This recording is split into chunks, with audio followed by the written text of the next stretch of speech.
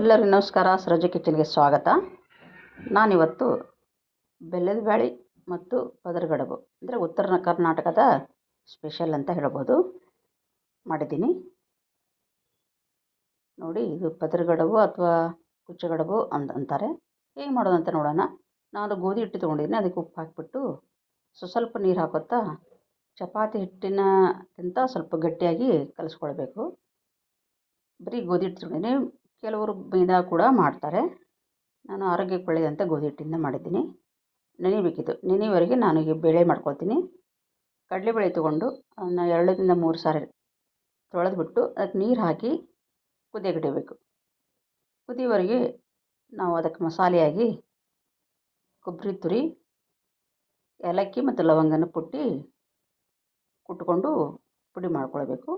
ನೋಡಿ, ಬೇಳೆ ಕುದ್ದಿದೆ. ಹೆಚ್ಚು ನೀರನ್ನು ಬೇರೆ ಕಡೆ ತಗೊಳ್ಬೇಕು. ಬೇಳೆ ಈ ರೀತಿ ಕುದ್ದಿರಬೇಕು ಮೆತ್ತಗೆ. ಇದಕ್ಕೆ ಪ್ರಮಾಣಕ್ಕೆ ಅನುಗುಣವಾಗಿ ಬೆಲ್ಲ ಹಾಕ್ಕೊಳ್ಬೇಕು.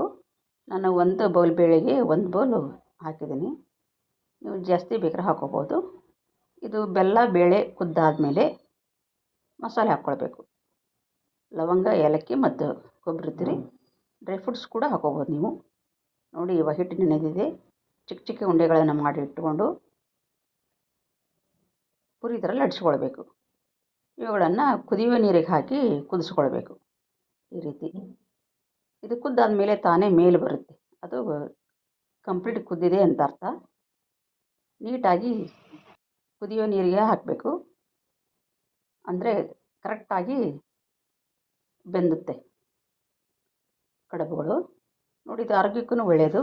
ಅದು ಅಲ್ಲದೆ ನೀರಲ್ಲಿ ಕುದಿಯೋದ್ರಿಂದ ಈಸಿಯಾಗಿ ಡೈಜೆಷನ್ ಆಗುತ್ತೆ. ತುಂಬ ರುಚಿಯಾದ ಹೆಲ್ದಿ ಆದ ಒಂದು ಅಡುಗೆ ಅಂತ ಹೇಳ್ಬೋದು. ಇದಕ್ಕೆ ದೊಣ್ಣಮೆಣಸಿನ್ಕಾಯಿ ಪಲ್ಯ ಜೊತೆಯಾಗಿ ಮಾಡಿದ್ದೆ ನಾನು. ಬೆಲ್ಲದ ಬೇಳೆ, ದೊಣ್ಣಮೆಣಸಿನ್ಕಾಯಿ ಪಲ್ಯ ಮತ್ತು ಕಡುಬು.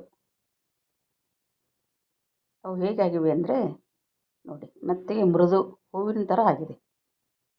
ನಿಮಗೂ ಇಷ್ಟ ಆಗಿದೆ ಅಂದ್ಕೊಂಡಿದ್ದೀನಿ. ನೀವೊಮ್ಮೆ ಟ್ರೈ ಮಾಡಿ. ಉತ್ತರ ಕರ್ನಾಟಕದವರೆಲ್ಲ ಮಾಡ್ತಿರ್ತೀರ, ಉಳಿದವ್ರಿಗೆ ಇದು ಗೊತ್ತಿರಲ್ಲ. ಅದಕ್ಕೆ ಈ ವಿಡಿಯೋ ಹಾಕಿದ್ದೆ ನಾನು. ಈ ವಿಡಿಯೋ ಇಷ್ಟ ಆಗಿದರೆ ಲೈಕ್ ಮಾಡಿ, ಶೇರ್ ಮಾಡಿ, ಪ್ಲೀಸ್ ಸಬ್ಸ್ಕ್ರೈಬ್ ಮಾಡಿ.